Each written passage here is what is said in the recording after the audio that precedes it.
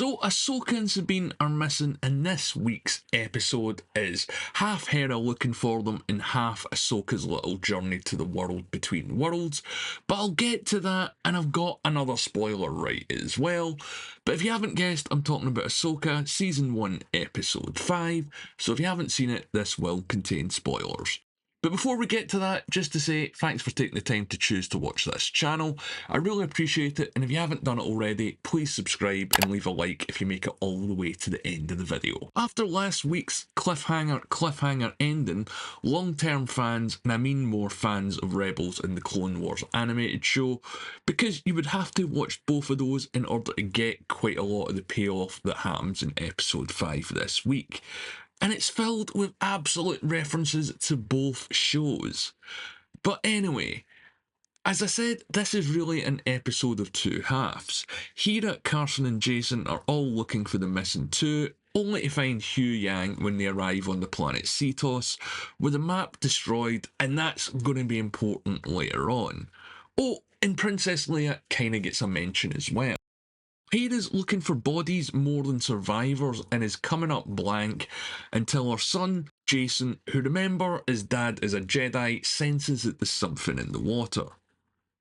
And this is where Ahsoka is, kind of, but also in the world between worlds, so let's just get straight into that.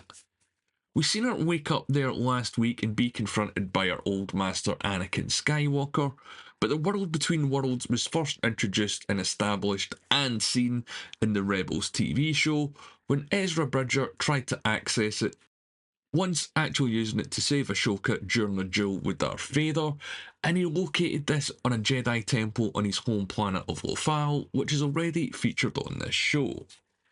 So what is the world between worlds? Well, it's sort of a nexus point in the Force, but it kinda depends on who's accessing.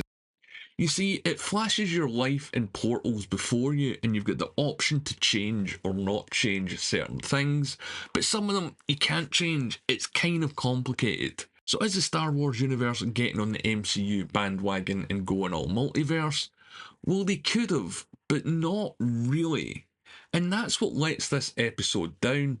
Considering the potential stuff they could have done here, they didn't do very much with it.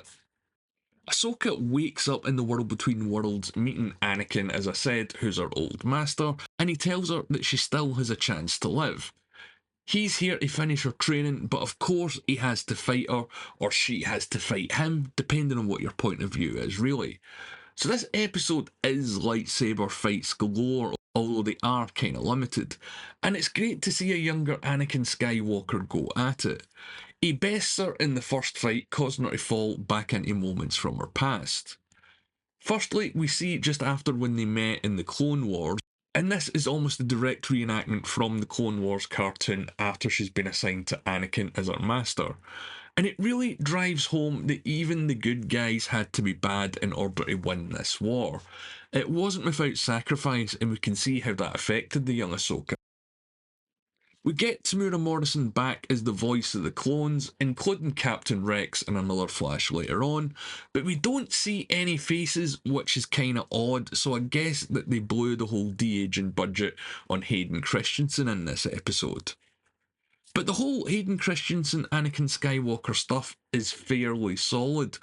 All the de-aging works and they've nailed it at this point. And I loved seeing him in his old Clone Wars outfit as well, brought to live action. And the younger Ahsoka was pretty cool. I liked her fighting style and the actress that they got to play her. And you forget how young she was during these events, because it is an animated show and it is kind of hard to tell. But one thing I am sick of, and this episode kind of does focus on it quite a bit, is the way that the volume is used. I mean, yeah, it's a big smoky dusty battle on a big smoky dusty planet and whatever, but they are running out of techniques to literally hide the limits of the volume. The second flashback that we see is our life during the siege of Mandalore. And this again is from the Clone Wars cartoon, and they're building the Mandalorians up to be the biggest, baddest fighters in the universe, but this kid dispatches a whole bunch of them without a lot of effort. So what it's kind of getting into is not Anakin training her, but what the legacy of a Jedi and his student is. and what the scars are that they could leave, I suppose, as well. But there are a lot of great moments between Anakin and Ahsoka here, and it's, yeah, nice to see it in live action, but if you've already seen the Clone Wars cartoons, this is just kind of member berries. But yeah, she decides that she does have to beat Anakin, and of course she's got to beat Darth Vader too, because you know how that one goes. So she does, and she decides to live. And that's kind of all the time that we spend in the world between worlds. And that's what kind of bugged me.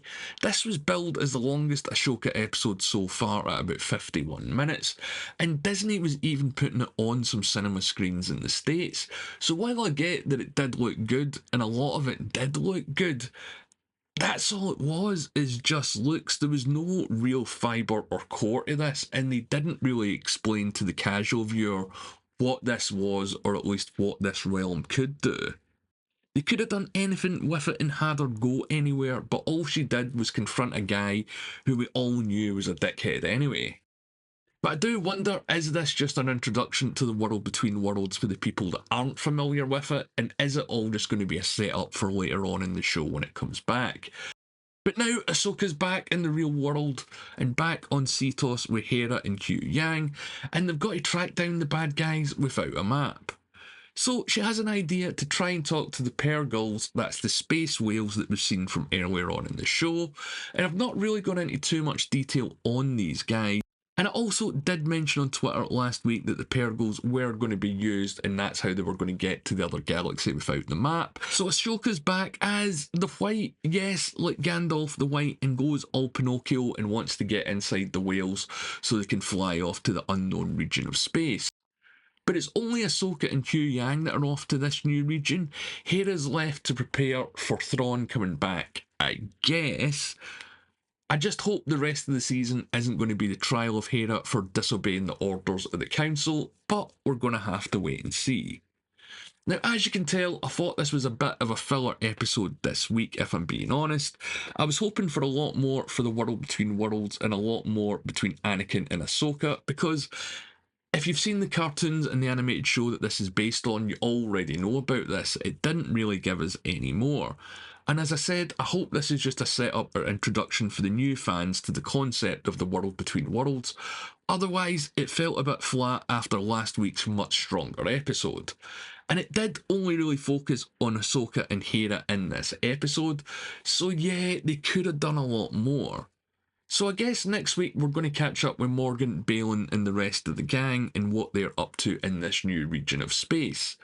I've heard that Thrawn won't actually show up to the last 2 episodes of the show, and the leaks that contained this information were the same ones that I've posted on Twitter, so they seem to be right so far. But yeah, if you want to see a video on what's going to happen in the rest of the show according to the leaks, let me know or leave a like on this video.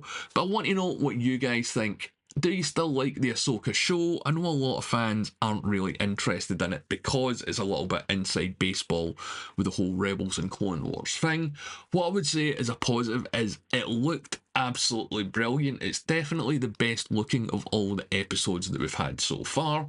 It just didn't have a lot of what I thought we were going to get, so maybe that's my own expectations. I don't really know. But let me know what you think in the comments below. As always, I want to hear your thoughts. And if you've made it this far, subscribe to the channel if you've not done it already and leave a like on the video.